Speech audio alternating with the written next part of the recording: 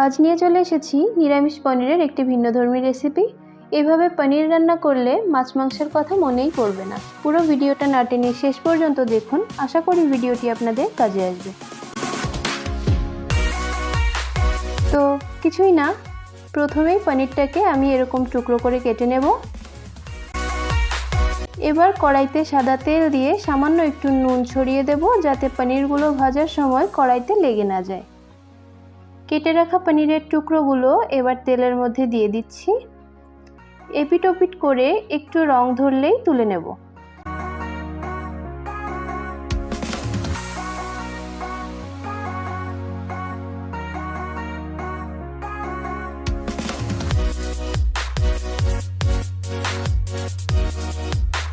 ভাজা পনিরের টুকরোগুলোকে আমি গরম জলের মধ্যে দিয়ে দেব।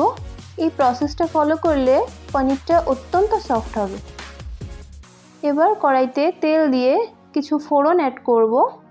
দিয়ে দেব তেজপাতা, দারচিনি, খুব সামান্য একটু জয়িত্রী, এলাচ, লবঙ্গ ও গোলমরিচ।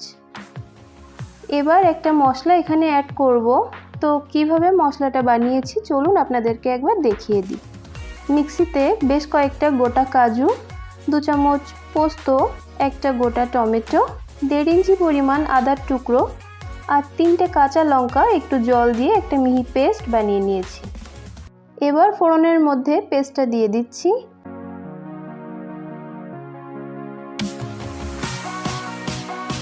মশলার বাটি ধুয়েও সামান্য একটু জল এখানে অ্যাড করেছি, যাতে নিচে ধরে না যায়। এখন এতে স্বাদমতো নুন, 1 চামচ শুকনো লঙ্কার গুঁড়ো দিয়ে খুব ভালো করে মিশিয়ে নিতে হবে।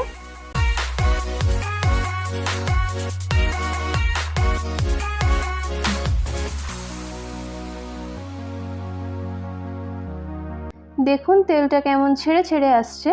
এই পর্যায়ে আমি সামান্য চিনি অ্যাড করব।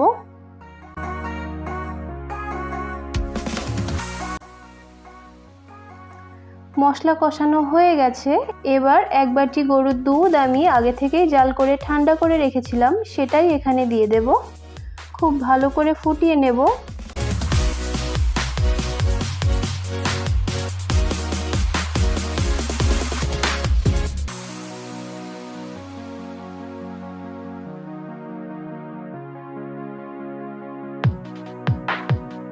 পনিরগুলো কতটা সফট হয়ে গেছে দেখুন।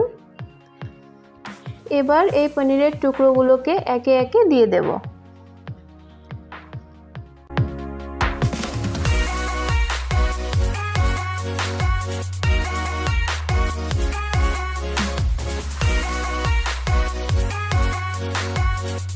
এবার ঢেকে দিয়ে 5 মিনিট খুব ভালো করে কুক করে নেব। 5 মিনিট হয়ে গেছে। এবার ঢাকা খুলে গরম মশলা গুঁড়ো ও বাটার ছড়ালেই রেডি এই ভিন্ন স্বাদের নিরামিষ পনিরের তরকারি, যেটা লুচি, পরোটা, ফ্রাইড রাইস, সাদা ভাত সব কিছুর সাথেই ট্রাই করতে পারবেন। জামাই ষষ্ঠীর দিন তো অনেক আমিষ পদ করে খাওয়াবেন, কিন্তু পরের দিন সকালে না হয় পরোটার সাথে এরকম একটা নিরামিষ পনির বানিয়ে দিন, খুব ভালো লাগবে খেতে। আশা করি ভিডিওটি আপনাদের ভালো লেগেছে। এরকম আরও রান্না দেখার জন্য আমার চ্যানেলটিকে ফলো করে নেবেন। আজ এ পর্যন্ত, দেখা হচ্ছে আপনাদের সাথে নেক্সট ভিডিওতে। ততক্ষণ সবাই ভালো থাকবেন।